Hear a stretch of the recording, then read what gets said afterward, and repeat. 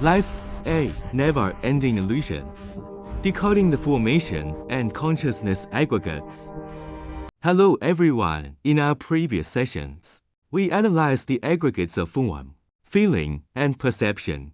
Today, we are entering the deeper and more hidden layers of life, the formation aggregate crossing yin and the consciousness aggregate shy yin.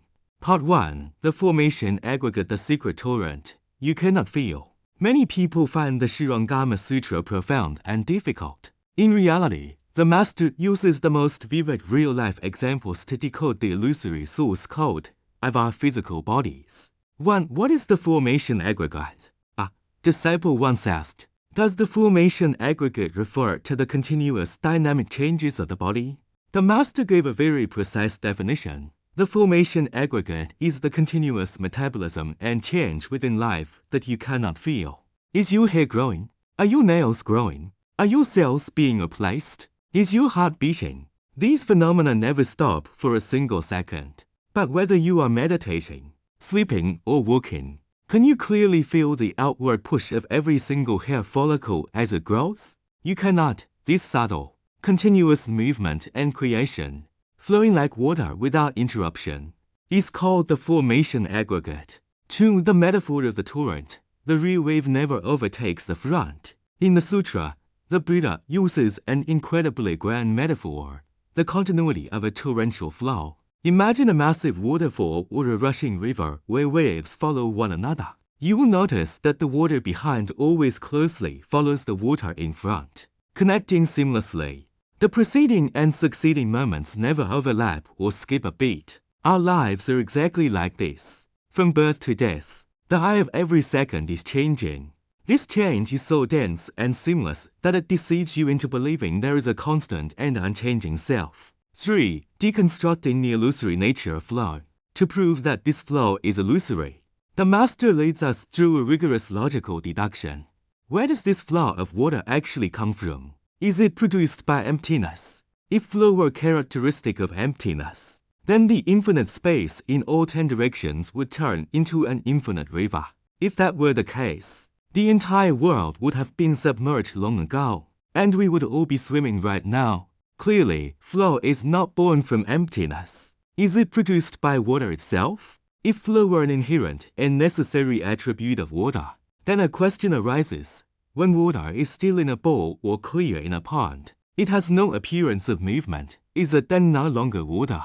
If flow is water, then still water should be called non-water, since still water is still water. It proves that flow is merely a temporary phenomenon attached to water. Can flow exist apart from water and emptiness? Of course not. Without emptiness, where would the water flow? Without water, what would there be to do the flowing? Conclusion. Flow is merely a phenomenon.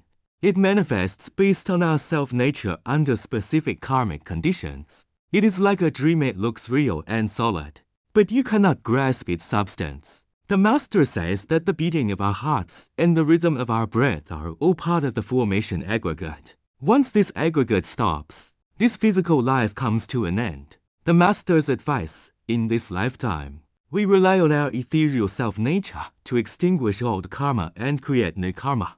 We create and receive, unceasingly. If you can repeatedly contemplate the illusory nature of the formation aggregate, you will see through the facade of the physical body's operations and no longer be driven by it. Part 2. The consciousness aggregate, the gift of emptiness from 1,000 miles away. If the formation aggregate is the subtle flow within life, then the consciousness aggregate is the commander that governs and discriminates everything. How is it illusory? The Buddha used a very interesting metaphor: emptiness inside a jar. 1. The Pingjia Bottle and the gift of emptiness. There was a person who took a Pingjia bottle, a bottle with openings at both ends. He plugged the holes, capturing the emptiness of that location inside the bottle. He then traveled over mountains and rivers for 1,000 miles to another country to give a gift. Upon arriving, he opened the bottle and said, "I have brought the emptiness from my hometown as a gift for you." This sounds like a joke, doesn't it? How can emptiness be packed up and carried away? But the master says this is exactly what our consciousness aggregate and our spiritual senses are doing. 2. Does emptiness come and go? Let's look closely at this process. Was the emptiness in the bottle brought from his hometown? If it was taken from his hometown, then when he plugged the bottle and left, there should have been a hole left in the space of his hometown. A piece of emptiness should be missing. But emptiness is not diminished. Was the emptiness poured into the other country when he opened the bottle 1,000 miles away? If the emptiness truly entered that place, the local emptiness should have increased by a piece, or we should have seen emptiness gushing out of the bottle. But that is not the case. This proves emptiness is omnipresent. It has no coming or going, no entering or exiting. 3. The delusion of consciousness. Where did the money really go? The master used an extremely common example: spending money to buy something. You take money to a shop, give it to the merchant, and bring back an item. In the perception of your consciousness aggregate, the money has left you and gone into someone else's hands. This is called coming and going. But the master reveals the essence, the money, the object, you, and the merchant in their ultimate nature, or the empty essence, sunyata. Just like in a dream, you might dream that you spent $100, only to wake up and find the money still under your pillow. In a state of delusion, we believe this is real and that it's coming or going. In reality, consciousness is like that bottle holding emptiness, running around within the emptiness of self-nature, mistakenly thinking it has looted or discriminated something. Part 3. The Master's Deep Summary: Awakening within the Illusion.